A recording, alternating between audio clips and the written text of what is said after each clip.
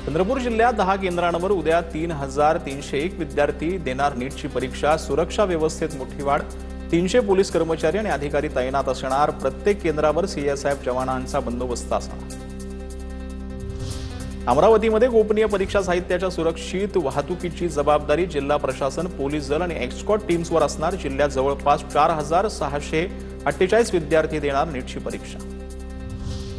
छत्रपती संभाजीनगर जिल्ह्यामध्ये 50 केंद्रांवर 17,734 विद्यार्थी देणार नीटची परीक्षा। 12 उपजिल्हाधिकारी तहसीलदारांची कार्यरत दंडाधिकारी म्हणून नियुक्ती। गोपनीय साहित्याच्या वाहतुकीवर विशेष लक्ष। अहिल्यानगर जिल्ह्यातील 12 केंद्रांवर 5,385 विद्यार्थी नीटची परीक्षा देणार। प्रश्नपत्रिका वाहतुकीसाठी स्थानिक पोलीस आणि सीआरपीएफचा कडक बंदोबस्त। अखंड वीज पुरवठ्यासाठी महावितरणला विशेष सूचना। वैद्यकीय पथकही तैनात। सगळ्यात मोठ्या टॉप 9 ऑगस्टमध्ये विदर्भातील 11 जिल्ह्यांमध्ये ओबीसी मंडल यात्रा काढणार। विदर्भातील ओबीसी नेत्यांच्या बैठकीनंतर वडेट्टीवारांची माहिती। तर सप्टेंबरच्या पहिल्या आठवड्यात विदर्भातील नेते आमरण उपोषण करणार। वडेट्टीवारांचं वक्तव्य।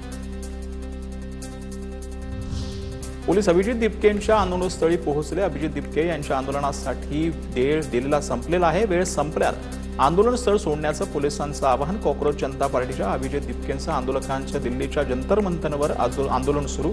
आंदोलक धर्मेंद्र प्रधान यांचा राजीनामा होईपर्यंत जंतर मंतरवरच आंदोलन ठेवणार। सरकारनं धर्मेंद्र प्रधान यांचा राजीनामा घ्यावा, अभिजित दिपकेंची मागणी। आत्महत्या केलेल्या विद्यार्थ्यांना सरकारने 1 कोटींची मदत द्यावी, दिपकेंची मागणी। गोंदियात भाजपासोबत सहलीला गेलेल्या काँग्रेस पदाधिकाऱ्यांवर कारवाईची तयारी। गटनेत्यानं पक्षाशी दगाबाजी केल्याचा आरोप। संबंधित सदस्यांच्या अपात्रतेसाठी जिल्हाधिकाऱ्यांकडे तक्रार दाखल करणार। काँग्रेस प्रमुख अमर वराडेंचा इशारा। संपात सहभागी बेस्ट कर्मचाऱ्यांना नोटीस। मेस्मा अंतर्गत कर्मचाऱ्यांना नोटीस बजावण्यात आली। लवकरात लवकर कामावर रुजू होण्याच्या सूचना। 2 दिवसांपासून बेस्ट कर्मचारी संपावर। डीआरडीओचे माजी संचालक डॉक्टर प्रदीप कुरुलकरांविरोधात आरोप निश्चिती। पाकिस्तानी महिला हेराला संवेदनशील माहिती पुरवल्याचा प्रदीप कुरुलकरवर आरोप। ऑफिशियल सिक्रेट्स ऍक्ट अंतर्गत आता विशेष न्यायालयाचा मध्ये आरोप निश्चिती करण्यात आला। महादेव मुंडे हत्या प्रकरणाचा तपास सीआयडीकडे द्या। एसआयटीनं आता पोलीस महासंचालकांना पत्र पाठवलंय। अधिकाऱ्यांना तपासासाठी पुरेसा वेळ मिळत नसल्याचा उल्लेख। तपासावर दीर्घकाळ काम करण्याची गरज असल्याचं पत्र सूत्रांची माहिती। नाशिकच्या तपोवन वृक्षतोडीला एनजीटी स्थगिती कायम आहे। तपोवनातील वृक्षतोडीवरील स्थगिती 14 ऑगस्ट पर्यंत कायम आहे। पुढील सुनावणी होईपर्यंत वृक्षतोडीवर निर्बंध कायम राहणार आहेत। साधुग्रामसाठी आवश्यक सुविधांच्या उभारणीसाठी वृक्षतोडीचा प्रस्ताव। रत्नागिरीमध्ये गणपतीपुळे समुद्रात संभाजीनगरचे 5 तरुण बुडाले। समुद्र खवळलेला असताना बचाव कार्य थांबवलं। उद्या पुन्हा कोस्टगार्ड आणि पोलिसांकडून सर्च ऑपरेशन राबवलं जाणार। आत्महत्याग्रस्त शेतकऱ्यांच्या विधवांना शासकीय पडीक जमिनी देणार। फडणवीस सरकारचा मोठा निर्णय।